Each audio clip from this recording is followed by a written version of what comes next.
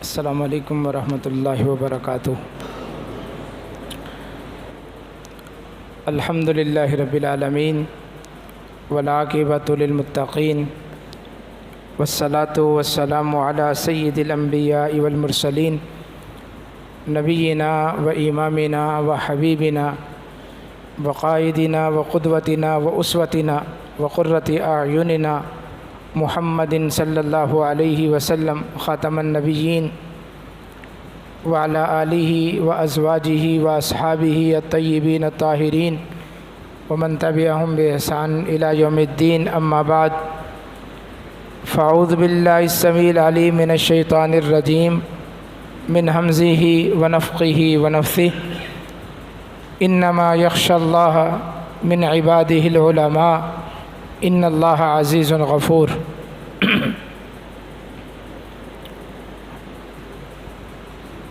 خلفائے راشدین کے زمانے میں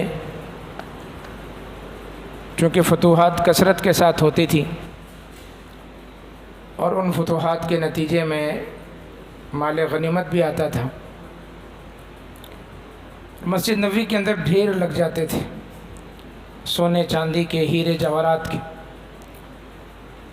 کبھی نماز کے وقت تقسیم ہو جاتا تھا وہ مال غنیمت، اور کبھی الگ سے کسی شخص کو بھیجا جاتا تھا کہ جاؤ منادی لگاؤ، آواز لگاؤ کہ سارے مسجد میں آ جائیں تاکہ یہ مال جو آیا ہے تقسیم کے لیے یہ تقسیم ہو جائے۔ تو یہ اکثر وہاں کا معمول تھا۔ عبداللہ الرومی ان سے روایت ہے، امام طبرانی نے اسے الاوسط کے اندر نقل کیا اور امام البانی رحمہ اللہ نے صحیح الترغیب کے اندر بھی اسے نقل فرمایا۔ عبداللہ الرومی کہتے ہیں کہ ایک دن سیدنا ابو ہریرہ رضی اللہ تعالیٰ عنہ بازار میں آئے، مارکیٹ کے اندر پہنچے اور گہما گہمی دیکھی لوگوں کی مارکیٹ میں، بازار میں، کہ لوگ کاروبار میں مشغول ہیں، دنیا داری میں مصروف ہیں۔ تو بازار کے بیچ میں کھڑے ہو گئے، کون؟ سیدنا ابو ہریرہ رضی اللہ تعالیٰ عنہ، اور بآواز بلند کہا ذاک میراث رسول اللہ صلی اللہ علیہ وسلم یقسم، ادھر رسول اللہ صلی اللہ علیہ وسلم کی میراث تقسیم ہو رہی ہے،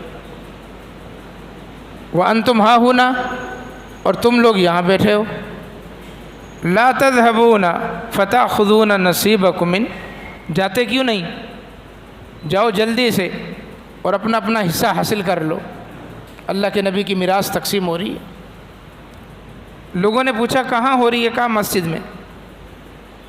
چنانچہ لوگ اپنا کاروبار چھوڑ کر، دکانیں چھوڑ کر مسجد چلے گئے۔ سیدنا ابو ہریرہ رضی اللہ تعالیٰ عنہ وہیں کھڑے رہے، جہاں انہوں نے اعلان کیا تھا وہ وہاں سے گئے نہیں، وہیں کھڑے ہو، کیونکہ ان کو پتہ تھا کہ لوگوں نے واپس میرے پاس ہی آنا ہے۔ لوگ گئے اور جا کر دیکھا مسجد میں تو کچھ بھی نہیں ہے، کوئی سونے چاندی کے ڈھیر نہیں، کوئی وراثت تقسیم نہیں ہو رہی، اللہ کے نبی کا کوئی ورثہ تقسیم نہیں، کچھ بھی نہیں۔ معمول کے کچھ لوگ بیٹھے ہیں جو قرآن پڑھ رہے ہیں، ایک درس ہو رہا ہے، کچھ نماز پڑھ رہے ہیں۔ لوگ مایوس ہو کر واپس آئے اور آ کر سیدنا ابو ہریرہ رضی اللہ تعالیٰ عنہ کے پاس جمع ہو گئے۔ کہا ابو ہریرہ آپ نے ہمارے ساتھ مذاق کیا، ہم تو گئے مسجد میں، وہاں کچھ بھی تقسیم نہیں ہو رہا، نہ اللہ کے نبی کی میراث، نہ آپ کا ورثہ، کچھ بھی نہیں۔ سیدنا ابو ہریرہ رضی اللہ تعالیٰ عنہ فقیہ الامہ، اس امت کے فقیہ تھے، سب سے بڑے فقیہ، سب سے زیادہ 5000 سے زیادہ حدیثوں کے حافظ تھے، فقیہ الامہ۔ انہوں نے کہا کہ مجھے یہ بتاؤ کہ تم لوگ جب مسجد گئے تو کیا دیکھا؟ لوگوں نے کہا کہ مسجد میں گئے، لوگ وہاں کچھ قرآن پڑھ رہے ہیں، کچھ نماز پڑھ رہے ہیں، اور ایک جگہ علمی مذاکرہ ہو رہا تھا، حلال حرام وہ موضوع بحث تھا، لوگ اس پر گفتگو کر رہے تھے۔ سیدنا ابو ہریرہ نے کہا ویحکم ذاک میراث محمد صلی اللہ علیہ وسلم، افسوس تم پر، یہی تو رسول اللہ صلی اللہ علیہ وسلم کی میراث ہے۔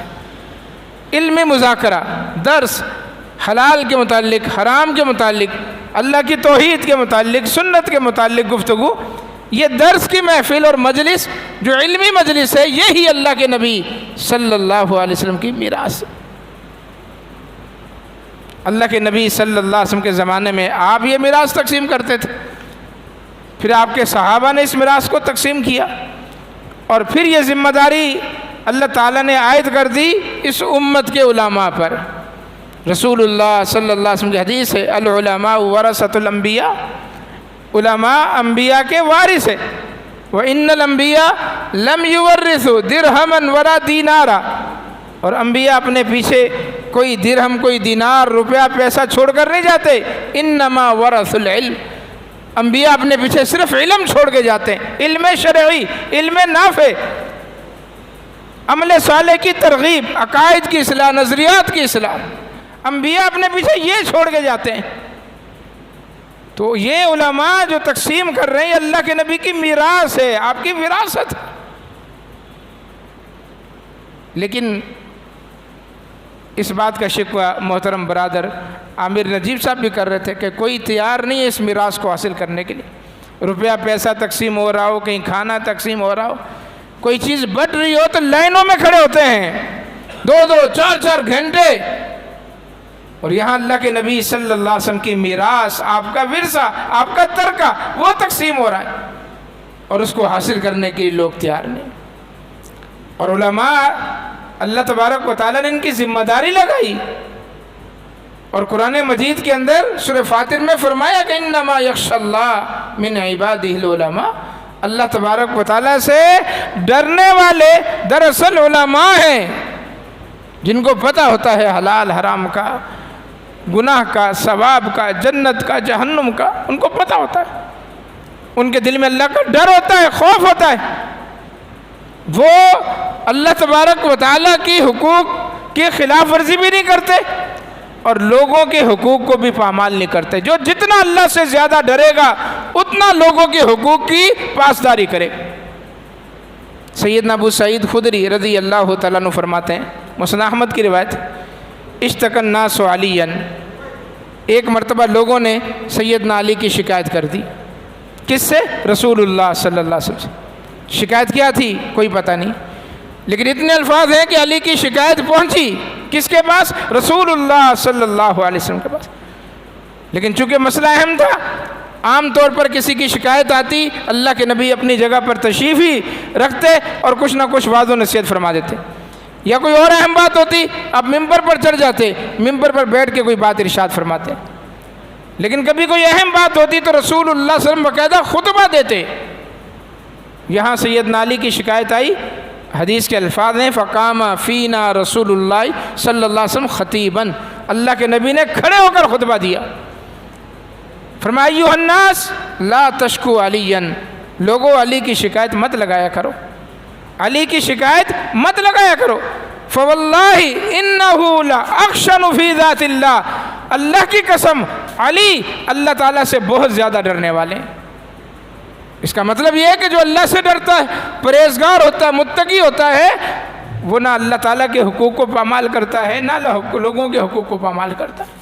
اللہ کا ڈر اور خوف، اللہ کا تقوی جتنا انسان کے اندر آتا ہے اتنا انسان اللہ تعالیٰ کا فرما بردار بنتا ہے، نافرمانی سے کوسوں دور ہوتا ہے۔ انما یخشی اللہ من عبادہ العلماء، علماء کے لیے اللہ کا تزکیہ ہے، علماء کے لیے اللہ تبارک و تعالیٰ کا فرمان ہے کہ اللہ سے ڈرنے والے علماء، لہذا علماء کی قدر کریں۔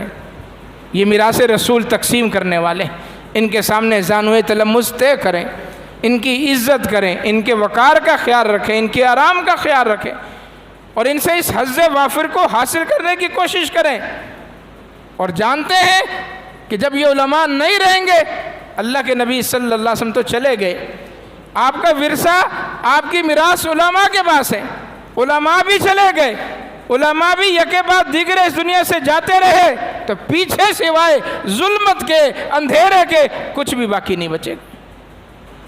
لہذا علماء کی قدر کریں، علماء کی عزت کریں۔ اللہ تبارک و تعالیٰ علماء کو فوت کر کے اس علم کو آہستہ آہستہ آہستہ ختم کر رہا ہے۔ صحیح بخاری کے اندر سیدنا عبداللہ ابن عمر رضی اللہ تعالیٰ عنہ سے مروی حدیث ہے کہ ان اللہ لا يقبض العلم انتزاعا ينتزعه من العباد، اللہ تعالیٰ علم اس طرح نہیں ختم کرے گا کہ لوگوں کے دلوں سے اللہ تعالیٰ، سینوں سے اللہ تعالیٰ علم کھینچ لے گا، ایسا نہیں ہوگا۔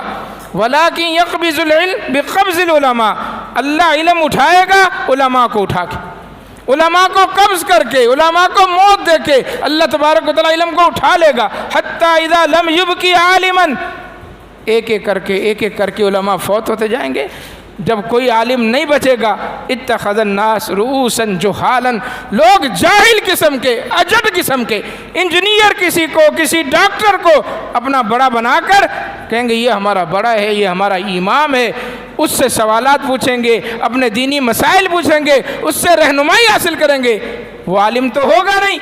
فَضَلُّوا وَأَضَلُّوا فَأَفْتَوْا بِغَيْرِ عِلْمٍ فَأَضَلُّوا وَأَضَلُّوا، علم کے بغیر فتویٰ دیں گے، علم شرعی ہوگا نہیں، علم شرعی نہیں ہوگا، علم کے بغیر فتویٰ دیں گے، خود بھی گمراہ، لوگوں کو بھی گمراہ۔ تو علماء کی قدر کیجئے۔ آج ایک بہت بڑے عالم، بہت بڑے محدث، بہت بڑے فقیہ، متقی، پرہیزگار، ولی اللہ فضیلت الشیخ مولانا مبشر احمد ربانی رحمہ اللہ کا انتقال ہوا ہے، اور وہ اذیت میں اس دنیا سے گئے ہیں، تکلیف میں گئے ہیں۔ ایک تو تکلیف تھی، اللہ تعالیٰ کی ایک آزمائش تھی، فالج کا اٹیک ہوا تھا ان کو، لیکن ان کے اپنے مرکز، اپنی مسجد کی وجہ سے لوگوں نے ان کو تکلیف دی، جس کا انہوں نے برملا اظہار کیا، ویڈیو کلپ موجود ہیں، ایک دن پہلے، 2 دن، کل تو جمعہ پڑھا ہے، اس میں بھی بتایا کہ کچھ لوگ میرے مرکز پر، اس مسجد پر قبضہ کرنا چاہتے ہیں، ہم اپنے علماء کے ساتھ کیا سلوک کرتے ہیں، وہ پوری زندگی محنت کرتے ہیں، مدرسہ بناتے ہیں، مسجد بناتے ہیں، اور ہم کھڑے ہو کر ان کی سال ہر سال کی محنت پر پانی پھیر دیتے، مسجد پر قبضہ کر لیتے، مدرسوں پر قبضہ کر لیتے، ان کی لائبریریوں پر قبضہ کر لیتے۔ وہ اس تکلیف میں، اذیت میں اس دنیا سے گئے۔ علماء کو تکلیف نہ دیں، علماء کی غیبتیں نہ کریں، علماء کا خون، علماء کا گوشت تو ویسے ہی زہر آلود ہوتا ہے، عام آدمی کی غیبت حرام ہے، علماء کا گوشت جو ہے اس کے اندر زہر ہوتا ہے۔ علماء کی عزت کریں۔ اللہ اکبر۔ سیدنا زید بن ثابت رضی اللہ تعالیٰ عنہ یاد آ گئے۔ علماء صحابہ میں سے اعلمہم بالفرائض، فرائض کا علم، میراث کا علم، ترکے کا علم، وراثت کا علم، اللہ کے نبی نے کہا میری امت میں سب سے بڑے فرائض کے عالم، علم الفرائض کے عالم زید ابن ثابت۔ کتنے بڑے عالم۔ ایک دفعہ سواری پہ سوار ہیں تو سیدنا عبداللہ ابن عباس رضی اللہ تعالی عنہما نے آگے بڑھ کے سواری کی مہار تھام لی۔ عبداللہ ابن عباس نے حبر الامہ، جو قرآن مجید کے سب سے بڑے ترجمان، سب سے بڑے مفسر، وہ آگے بڑھ کے زید ابن ثابت کی سواری کی مہار کو تھام رہے ہیں، اور سیدنا زید فرما رہے ہیں اللہ کے نبی کے چچا زاد، آپ ایسا نہ کریں، آپ ایسا نہ کریں۔ عبداللہ ابن عباس کا جواب کیا تھا؟ امرنا ہکذا نصنع بعلمائنا، ہمیں یہ حکم دیا گیا یا ہم اس طرح اپنے علماء کی عزت کرتے ہیں، علماء کی عزت اسی میں، آگے بڑھ کر ان کو عزت دینا، مقام دینا، وقار دینا، احترام کرنا، نہ کہ علماء کو ستانا، نہ کہ علماء کو پریشان کرنا۔ اور یہ زید ابن ثابت رضی اللہ تعالیٰ عنہ جب فوت ہوئے نا، تو سیدنا عبداللہ ابن عباس بھی جنازے میں موجود تھے۔ قبر تیار ہوئی، قبر بند کر دی، آنکھوں سے آنسوں کی جھڑیاں لگی ہوئی ہیں، اور ساتھ کیا فرما رہے ہیں؟ من سرہ ان یتعلم کیف ذہاب العلم فہکذا ذہاب العلم۔ فرماتے ہیں جو یہ جاننا چاہتا ہو کہ علم کیسے جاتا ہے، کیسے اٹھتا ہے، علم رخصت کیسے ہوتا ہے، فہکذا ذہاب العلم، دیکھ لے وہ اس طرح علم اٹھ جاتا ہے، اس طرح علم سینوں کے اندر ہی، اللہ تبارک و تعالی علماء کو سینوں کے اندر ہی ان کا علم ہوتا ہے، اور ہم ان کو مٹی کے نیچے دبا کے آ جاتے ہیں۔ علم اس طرح چلا جاتا ہے۔ علماء کی وفات سے حسن بصری رحمہ اللہ فرمایا کرتے تھے کہ جب کوئی عالم فوت ہوتا ہے نا، تو دین اسلام کے اندر ایسا رخنہ ڈل جاتا ہے، ایسا شغاف ڈل جاتا ہے پھر راتیں آتی ہیں، دن آتے ہیں، ماہ و سال گزر جاتے ہیں، وہ رکھنا کبھی پر نہیں ہوتا، وہ شغاف کبھی پر نہیں ہوتا۔ اللہ ہمارے شیخ